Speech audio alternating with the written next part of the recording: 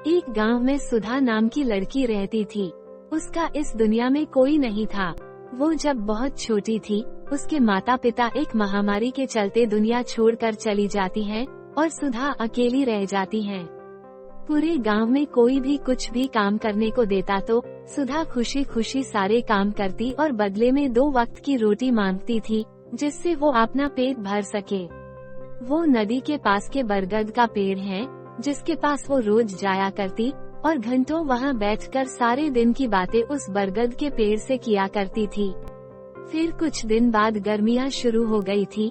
एक दिन गांव के मुखिया की लड़की का जन्मदिन था। उसका नाम साक्षी था। साक्षी बहुत घमंडी थी। उसने अपने जन्मदिन की खुशी में आइसक्रीम वाले भैया को बोलकर सब अमीर बच्चों को फ्री में आइसक्रीम खिला रही थी।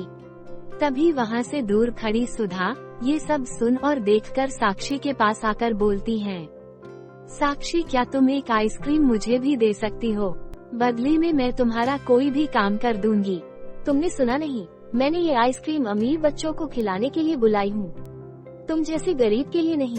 साक्षी, एक आइसक्रीम ही खिला दो, मैं फिर कभी नहीं मांगूंगी।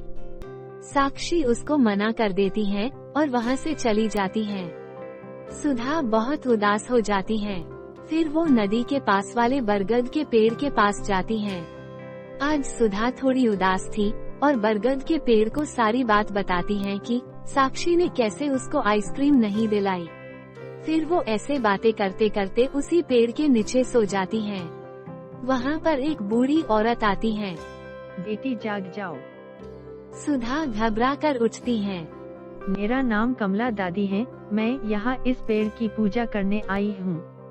ऐसा बोलकर दादी और सुधा उनके साथ पेड़ की पूजा करती हैं और बहुत देर तक सुधा और दादी आपस में ढेर सारी बातें करती हैं।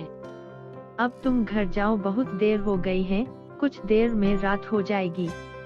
अब तुमको घर जाना चाहिए, तुम्हारे मम्मी पापा इंतजार कर रहे होंगे।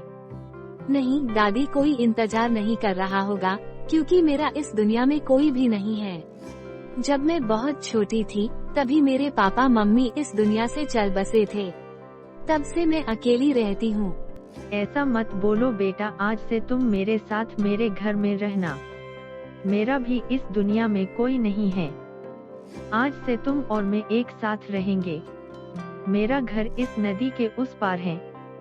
ऐसा बोलकर कमला और सुधा के साथ नाव में बैठकर चली जाती हैं।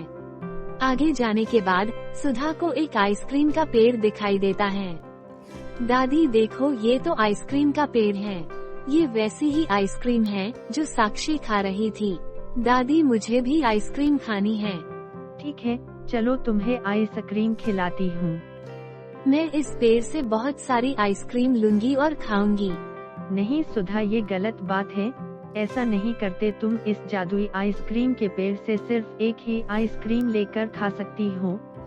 तुम एक आइसक्रीम तोड़ खा लेना, तब तक मैं सोने जाती हूँ, थक गई हूँ। दादी तो कुछ भी बोलती हैं। इस पेड़ पर इतनी सारी आइसक्रीम है, कुछ आइसक्रीम मैं ले लूंगी तो क्या हो जाएगा।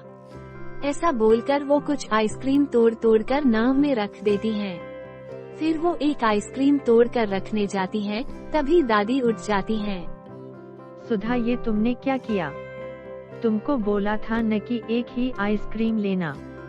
सुधा नाव में देखती है तो उसकी सारी आइसक्रीम गायब हो जाती है। बस एक ही रह जाती है। दादी, आपने सही कहा था, मैंने फिर भी वही किया। मुझे माफ कर दो दादी, अब मैं ऐसा कुछ नहीं करूँगी। कोई बात नहीं सुधा, तुमको समझ आ गया, ये ही बहुत है। जब फिर सुधा आइसक्रीम खाती है तो उस आइसक्रीम में से बहुत सारे सोने की सिक्के और बहुत सारे पैसे निकलने लगते हैं। दादी, ये सब क्या है? इतने सारे पैसे और इतने सारे सोने के सिक्के कैसे आ रहे हैं? कमला दादी एक परी बन जाती है और बोलती है, मैं परी हूँ, मैं उस पेड़ के पास ही रहती हूँ जिससे मैं रोज तुम्हारी बातें सुनती थी। तुम रोज उस पेड़ की सेवा करती थी, इसलिए तुमको ये जादुई आइसक्रीम का पेड़ मिला है।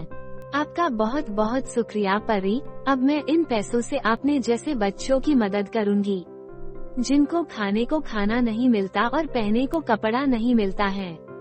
सुधा कमला के बताए घर में रहती हैं और गांव में जो भी गरीब बच्चे या उसके माँ या पिता कोई भी होते, सबके लिए कुछ न कुछ नेकी का काम करती थी और वो खुशी खुशी ये काम करके अपनी जिंदगी बिताती है।